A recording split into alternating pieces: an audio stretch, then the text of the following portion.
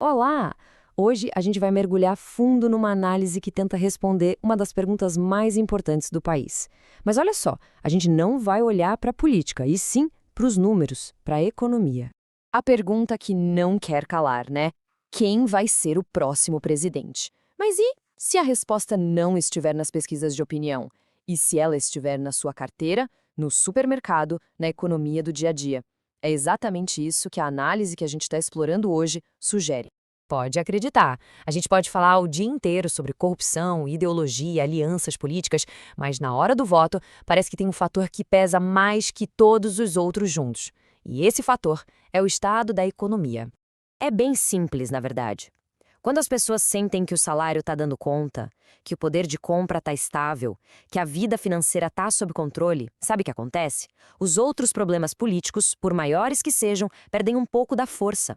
A estabilidade econômica funciona quase como um anestésico para outras crises. E o mais fascinante é como a percepção da economia muda de cultura para cultura. Pensa só, nos Estados Unidos, uma geração inteira cresceu sem saber o que era inflação. Então, quando o preço do café subiu, foi um choque, um sinal de que o país estava acabando, e isso prejudicou politicamente o presidente Biden.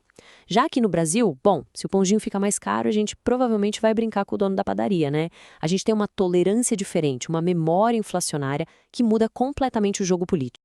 Ok, então se a gente entende esse peso gigantesco da economia, a gente chega numa estratégia política muito, mas muito comum: o uso do gasto público. A ideia é bem direta: criar benefícios que impactam diretamente o bolso da população para garantir o apoio popular. E a cartilha para isso é impressionantemente simples.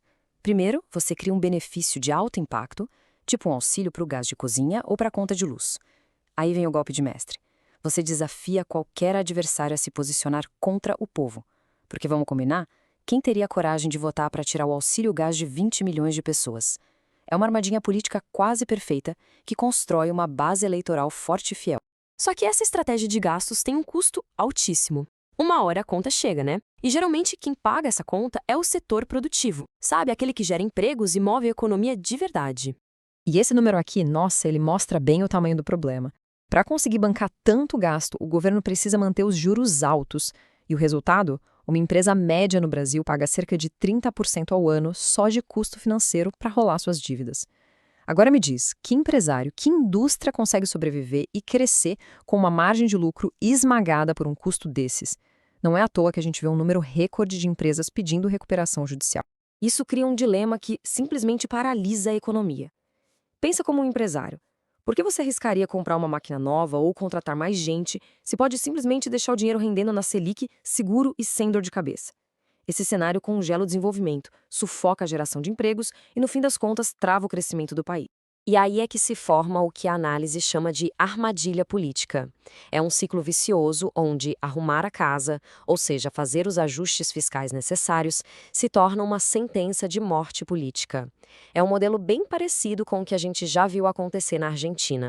Funciona mais ou menos assim, ó. O governo A gasta sem limites, distribui benefícios e fica super popular. Aí o próximo governo, o governo B, herda a conta gigantesca e é forçado a cortar gastos. O que acontece? O governo B vira o vilão, o governo da austeridade. E isso abre um caminho limpinho para a volta triunfal do governo A, que promete restaurar o Brasil feliz dos benefícios. Ou seja, quem tenta consertar o problema de fundo acaba sendo punido nas urnas. Mas talvez a consequência mais profunda de tudo isso não seja nem econômica, mas sim social. Esse modelo todo nos força a perguntar que tipo de sociedade a gente está construindo, principalmente quando a gente pensa nas gerações mais novas. Imagina só o dilema de um jovem hoje em dia. De um lado, ele pode se acomodar com uma rede de benefícios que, somados, dão uns R$ 2.000 por mês, com segurança imediata. Do outro, ele pode entrar no mercado de trabalho, se esforçar e talvez ganhar um pouco mais no começo, mas com potencial de chegar a 5.000 ou mais no futuro. O incentivo de curto prazo é tão forte que acaba desestimulando a busca pela prosperidade a longo prazo. E isso cria um ciclo de dependência. E o pior é que esse ciclo se retroalimenta. O governo dá um benefício, a popularidade sobe, mas logo estabiliza porque as pessoas se acostumam. Para manter aquele apoio é preciso dar mais.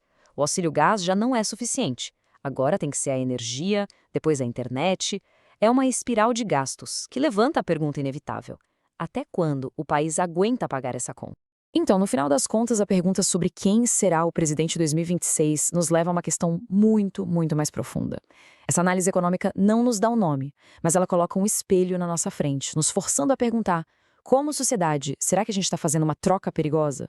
Estamos trocando a chance de um futuro próspero e produtivo pela segurança, talvez ilusória, de um presente subsidiado? A resposta para essa pergunta, no fundo, pode dizer muito mais sobre 2026 do que qualquer pesquisa de intenção de voto.